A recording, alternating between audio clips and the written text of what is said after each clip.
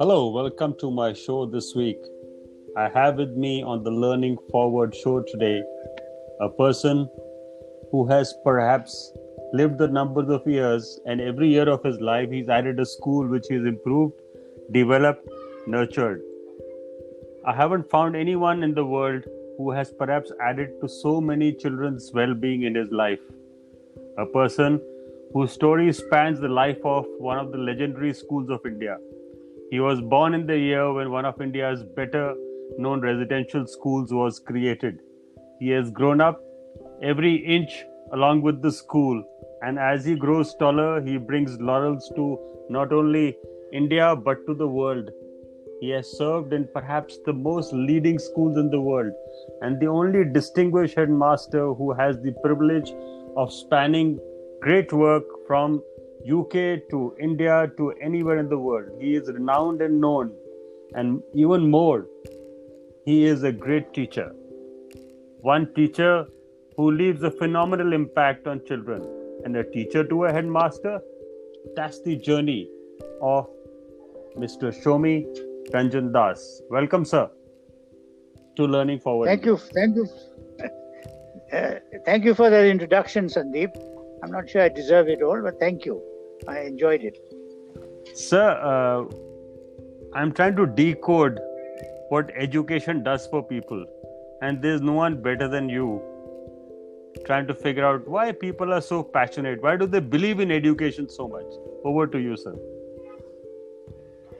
Well, I must first clarify, when I talk about education, I don't mean the education that one gets in a school, perhaps most schools in India, where children go into a classroom and are confined to the four walls of that room, which is generally quite small, and they're packed into it for 4 to 5 hours, and they are taught various subjects, some of which are probably unnecessary or irrelevant, but they continue to be taught that. And schools revel in the fact that at the end of the 14 years that a kid spends in one of these schools, and please excuse me if I generalize, but I'm only talking of the general situation and not the very good schools that also exist in India and elsewhere, which actually think about education. So as I was saying, the child spends 14 years, and at the end of that, they appear in 5 or 6 subjects in an examination which is, in India at least, designed to test memory.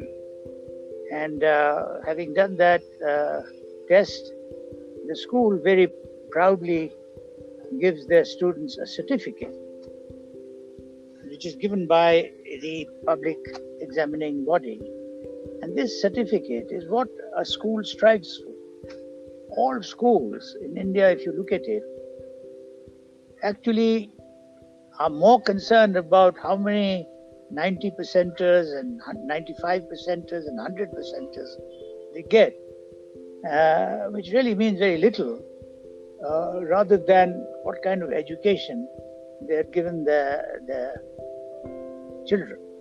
And this is where I find that schools have become certifying agencies rather than educational agencies. So I'm just expressing to you my disappointment at what is happening, at least in India today. Now you ask a question about why people are so keen on education. Well, for sure, education, first of all, opens a huge wide world of knowledge to you. And once you've learned how to acquire knowledge, once you've learned how to find knowledge, the knowledge that you want, it becomes the tool that helps you along in your life. You must know, Sandeep, how you've gone along in your life. With learning from day to day, you learn new things every time you embarked on a new project. And that's because your school, and that was also my school, taught us the very important thing of learning how to learn. Now, parents are very keen to send the children to schools, because I think at the end of it they want that certificate, which at the end of their education will be the key to getting a job. And of course, most of us who've employed people straight from college know that by the time they finish their college and come to us to work, they really know very little and have to be given all the inputs that they require to become an adult learning member of an organization. So I'm trying to tell you that while parents seek education because of the opportunities they get through it, they are not getting the right kind of education. And this, I think, is a very big fault in our country, and it needs addressing and redressing. So that's how I'm looking at the present state of affairs.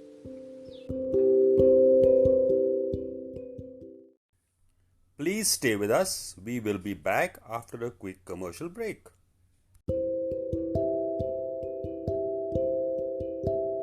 That's wonderful, sir. So you talked of learn and unlearn, and you talk of dress and redress. You talk of the uselessness of certificate-oriented percentage marks directed education.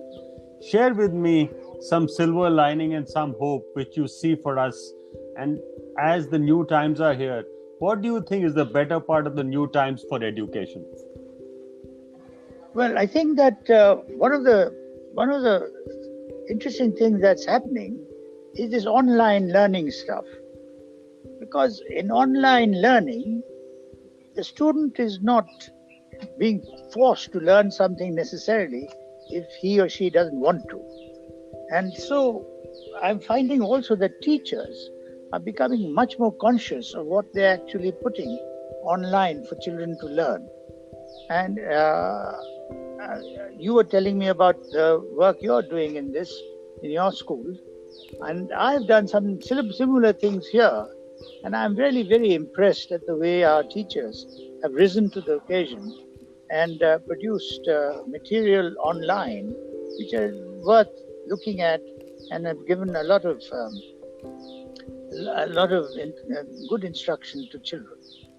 So I think we are moving towards a new paradigm of learning, which is taking people away from the classroom more and more.